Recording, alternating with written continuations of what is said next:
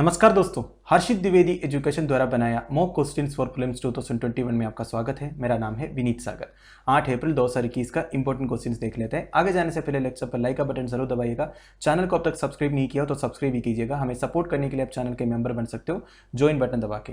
Question number 1, the first national Lok Adalat of 2021 will be held on April 10. Consider the following statements with respect to Lok Adalat which are correct. Video pause कीजिए और answer बताइए।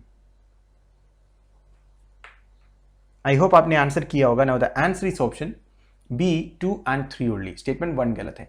देखिए, लोक अदालत के बारे में कुछ important points. National legal services authority along side other legal services institutions conduct Lok अदालत। तो लोक अदालत जनरली कंडक्ट कौन कराता है? National legal services authority. अब देखिए, लीगल सर्विसेज अथॉरिटी एक्ट 1987 के थ्रू लोक अदालत को एक स्टैट्यूटरी स्टेटस दिया हुआ है। ठीक है। Decision made by Lok Adalat is considered to be a verdict of a civil court and is ultimately and binding on all parties. तो बेसिकली लोक अदालत अगर कोई जजमेंट करता है, डिसीजन लेता है, वो एक जुडिशियल कैपेसिटी भी है। एक सिविल कोर्ट का फुल जुडिशियल कैपेसिटी लोक अदालत को भी दिया हुआ है। The award issued by Lok Adalat after the filing of a joint compromise petition has the status of a civil court degree. तो बेसिकली एक सिविल कोर्ट का जितना भी जुडिशियल कैपेसिटी है वो लोक अदालत को भी दिया हुआ है। फर्स्ट लोक अदालत कैंप वॉज ऑर्गेनाइज्ड इन गुजरात इन 1982। देखिए, गुजरात में 1982 में पहला लोक अदालत कैंप ऑर्गेनाइज किया था, पर तब इनको कोई स्टैट्यूटरी बैकिंग नहीं था। Right. In view of its growing popularity over time it has given statutory status under the legal services authority act 1987। ये मैंने आपको बता दिया। अब देखिए स्टेटमेंट्स में क्या लिखा है। It is one of the components of alternative dispute resolution system. ये सही है दोस्तों, this is one of the component of alternative dispute resolution without any statutory banking लिखा है। ये गलत है। एक्चुअली स्टैट्यूटरी बैकिंग मिला हुआ है। मैंने आपको बताया लीगल सर्विसेज अथॉरिटी एक्ट 1987 के थ्रू। सेकंड स्टेटमेंट क्या कह रहा है? And national legal services authority along with other legal services institutions conduct Lok Adalat. बिल्कुल सही। Decision made by Lok Adalat is ultimate and binding on all parties. बिल्कुल सही। तो answer is option B 2 and 3 only. Statement 1 गलत है। Question number 2, consider the following statements with respect to heat waves which are correct. Video pause कीजिए और answer बताइए। I hope आपने answer किया होगा। Now the answer is option D 1, 2 and 3। तीनों statements सही है। देखिए दोस्तों, रिसेंटली हीट वेव का वार्निंग दिया था इंडियन मीटियोलॉजी डिपार्टमेंट ने, इसलिए मैंने क्वेश्चन ऐड किया है। देखिए, हीट वेव के बारे में कुछ important points. Heat wave is considered if maximum temperature of a station reaches at 40 degree Celsius और for plains and at least 30 degree Celsius for hilly regions. देखिए, जब कोई स्टेशन का टेम्परेचर 40 डिग्री सेल्सियस पहुंचता है तब हीट वेव कंसिडर किया जाता है। और डिक्लेयर कब करते हैं मैंने आपको बताता हूं। देखिए, प्लेन्स के लिए एंड हिली रीजन्स के लिए अलग है। प्लेन्स के लिए 40 डिग्री है एंड हिली रीजन्स के लिए 30 डिग्री है। अब देखिए criteria based on departure from normal temperature से अगर 4.5 degree Celsius to 6.4 degree Celsius तक का चेंज हुआ तो हीट वेव डिक्लेयर होता है। राइट। दूसरा है, अगर 6.4 डिग्री सेल्सियस तक का टेम्परेचर डिफरेंस हुआ तो सीवियर हीट वेव डिक्लेयर होता है। अब देखिए एक्चुअल मैक्सिमम टेम्परेचर का, अगर मैक्सिमम टेम्परेचर 45 डिग्री सेल्सियस के एबो हो गया, ऐसा रिपोर्ट हो गया, तब भी हीट वेव डिक्लेयर होता है। एंड सीवियर हीट वेव कब होगा? When actual maximum temperature 47 degree Celsius से ऊपर होता है या 47 डिग्री सेल्सियस पहुंचता है। अब देखिए, if above criteria met in at least 2 stations in meteorological subdivision for at least 2 consecutive days. देखिए, 2 दिन कंटिन्यूस ऐसा कंडीशन होना चाहिए तो सेकंड कॉन्सिक्यूटिव डे में ये डिक्लेयर होगा।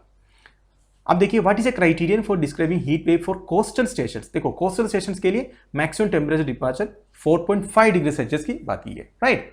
अब हमारा स्टेटमेंट्स देखिए एक बार। Heat wave is considered when the maximum temperature of a station reaches at 40 degree Celsius for plains. बिल्कुल सही। Peak month of the heat wave over India is May. ये मैंने स्टेटमेंट में नहीं बताया, ये सही है दोस्तों। वैसे मार्च से मई तक हीट वेव होता है इंडिया में और मई के महीना जो है वो सबसे पीक रहता है। ठीक है, as per Indian meteorological department. वैसे जून में भी कहीं ना कहीं हीट वेव होता है पर इतना जनरली दिखता नहीं है। A severe heat wave is declared when the temperature departure from normal is greater than 6.4 degree Celsius. Very, very correct. So answer is option D 1, 2 and 3. Question number 3. Consider the following statements regarding Bhavani Jamakalam, a GA tag product of Tamil Nadu, which are correct. Video pause कीजिए और answer बताइए। I hope आपने answer किया होगा। Now the answer is option A 1 and 2 only. Statement 3 गलत है। देखिए दोस्तों, ये जो भवानी जमकालम है इसके बारे में हिंदू में एक न्यूज़ आया था।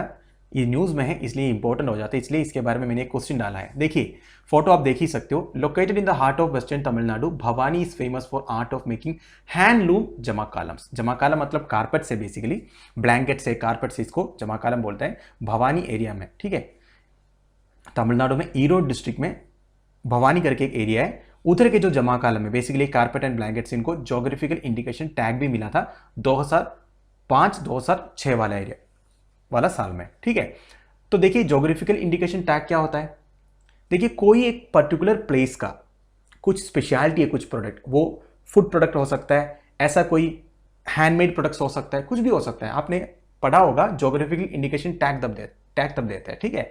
तो इससे क्या होगा, वो प्रोडक्ट का मार्केटिंग एक्सपोजर थोड़ा अच्छा हो जाता है, ठीक है। ये सब ज्योग्राफिकल इंडिकेशन टैग है। वैसे जीए टैग आइटम्स हमारे यूपीसी प्रीलिम्स के लिए वेरी इंपॉर्टेंट है, अक्सर पूछा जाता है जीए टैग के बारे में। तो जितने भी लेटेस्ट जीए टैग्ड आइटम्स है उसके बारे में आपको जानकारी होना चाहिए। वैसे एक वीडियो में लेके आऊंगा जीए टैग के बारे में, आपके प्रीलिम्स से पहले मैं ट्राई करूंगा, ठीक है। अब ये भवानी जमाकालम के बारे में आई होप आपको समझ में आया होगा, इतना डीपली जाने की जरूरत नहीं, बेसिकली आपको जाना ये कौन से स्टेट से या एरिया से रिलेट करते हैं। देखिए located in the heart of western Tamil Nadu, Bhavani is famous for the art of making handloom jamakalams. बिल्कुल सही। Bhavani jamakalam refers to blankets and carpets manufactured in Bhavani in Erode district, Tamil Nadu. Very very correct, ये blankets and carpet से relate करते हैं। It is the latest product in Tamil Nadu which has been recognised as a geographical indication by government of India. देखिए GI tag इसको 2005-6 वाला साल में मिला था, तो ये लेटेस्ट तो नहीं है। इसके बाद कई प्रोडक्ट्स को तमिलनाडु में जीए टैगिंग मिला है, तो ये स्टेटमेंट गलत है। तो answer is option A 1 and 2 only. Question number 4. Consider the following statements with respect to North Atlantic Treaty Organization which are correct. Video post कीजिए और आंसर बताइए।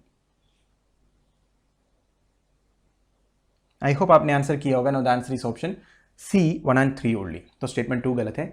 देखिए recently North Atlantic Treaty Organisation news पे था, क्योंकि Ukrainian president Volodymyr Zelensky has urged NATO to speed up his country's membership. तो Ukraine भी NATO membership के लिए ट्राई कर रहा है, इसलिए न्यूज में आया था। देखिए नॉर्थ अटलांटिक ट्रीटी ऑर्गेनाइजेशन के बारे में, it is an inter governmental military alliance. तो बेसिकली नाटो एक मिलिट्री अलायंस है जो अटलांटिक ओशन के आसपास, नॉर्थ अटलांटिक ओशन के सिक्योरिटी को देखभाल करने के लिए ऐसा एक ट्रीटी बनाया है। Established bye Washington treaty that was signed on April 4, 1949। तो एक वाशिंगटन ट्रीटी साइन हुआ था April 4, 1949 को, तभी से ये एस्टैब्लिश हुआ था। हेडक्वार्टर्स है बेल्जियम में, ब्रसल्स में। बेल्जियम का कैपिटल है Brussels. Headquarter of allied command operations Mons, Belgium. तो इसका एक और हेडक्वार्टर है अलाइड कमांड ऑपरेशंस का, वो बेल्जियम में ही है, मॉन्स में। Since its founding the admission of a new member states has increase the alliance from original 12 countries to 30। तो टोटल कंट्रीज कितना मेंबर, 30 है। Most recent member state to be added to NATO was North Macedonia on 27 March 2020। तो वैसे European countries भी है, America भी है। NATO membership is open to any other European state in a position to further principles of this treaty। देखिए NATO membership European countries के लिए open है अगर वो नॉर्थ अटलांटिक ओशन का सिक्योरिटी में इंटरेस्टेड है तो, राइट। अब देखिए हमारा स्टेटमेंट्स क्या लिखा है। It is an inter governmental military alliance established bye Washington treaty. बिल्कुल सही। हेडक्वार्टर्स कहाँ है, Washington, United states of America. ये गलत है दोस्तों, मैंने आपको बोला ब्रसल्स बेल्जियम में है। NATO membership is open to any European state which can contribute to the security of North Atlantic area। ये बिल्कुल सही है। तो answer is option C 1 and 3 only. Question number 5. Which of the following traditional festivals and the tribes to which it is associated is are correctly matched. Video post कीजिए और answer बताइए।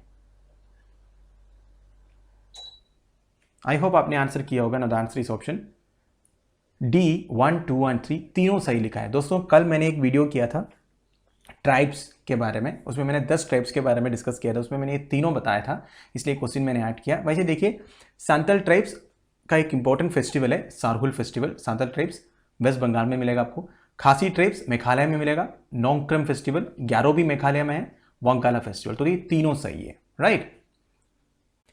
तो दोस्तों हमारे डेली 5 मॉक क्वेश्चन इधर खत्म हो रहा है। कल मैंने एक क्वेश्चन पूछा था world's largest body of water with a meromictic basin. Answer is option A Black Sea. आज का क्वेश्चन देख लीजिए। Which of the following statement is not correct. इस क्वेश्चन का आंसर आप मुझे कमेंट बॉक्स में बता दीजिएगा। तो दोस्तों ये वीडियो मैं इधर फिनिश कर रहा हूँ। आई होप आप लोगों को समझ में आया होगा। कुछ भी डाउट से मुझे कमेंट बॉक्स में बता सकते हो, मैं उसको क्लियर करने की कोशिश करूंगा अगले वीडियो में।